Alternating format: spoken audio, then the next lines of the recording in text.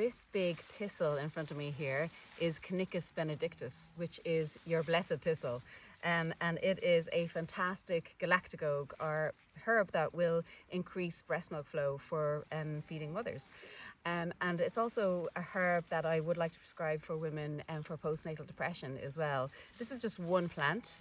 It is a really strong bitter herb, so it's really known as a bitter tonic and a liver tonic that helps work on the liver and also increasing gastric juices and getting the saliva glands going, so really nice for digestive issues and also for the intestines as well. So a really overall amazing digestive herb. It's also a blood purifier as well, so we use it for that as well, a depurative and an expectorant, and also a nice diaphoretic for fevers it can be used for as well. But as I said, it's a really strong galactagogue, and that's one of the ways in which I would have worked with Blessed Thistle for years. We have finished now breastfeeding our 3 babies, but certainly when I was in those breastfeeding years for each of them, I always had Cnicus growing in the garden, and I wouldn't have needed to take much to increase my breast milk flow. There's loads of different reasons why your breast milk flow might drop, and so it's best to really talk to a lactation consultant or to your herbalist and find out what's going on there. It can be nutrient deficiencies and all other things going on, but certainly this plant here is really strong galactagogue.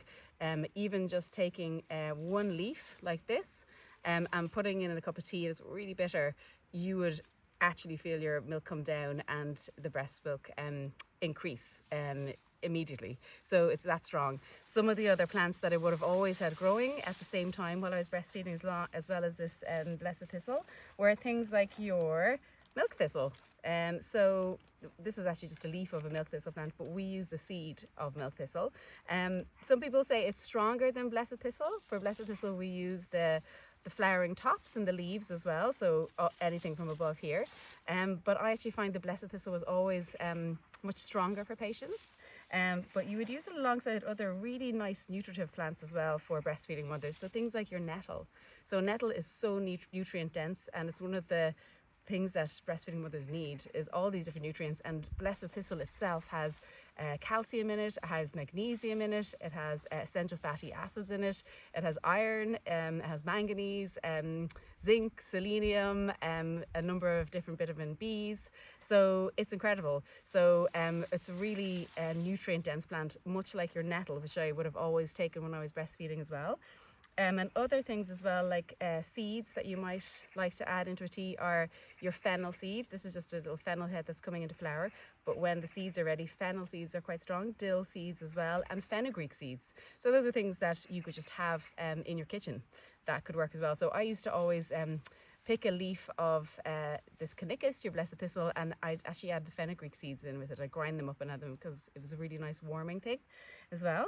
And then a couple of other plants from around the garden that we use the leaves of as well are things like your borage. So this is just a little borage I just took from the nursery, but the leaves are also really rich in nutrients like calcium, and these made into a tea along with your Cnicus, your Blessed Thistle, are a really nice tea for breastfeeding mothers. And also this one here, this is Galega, which is goat's rue.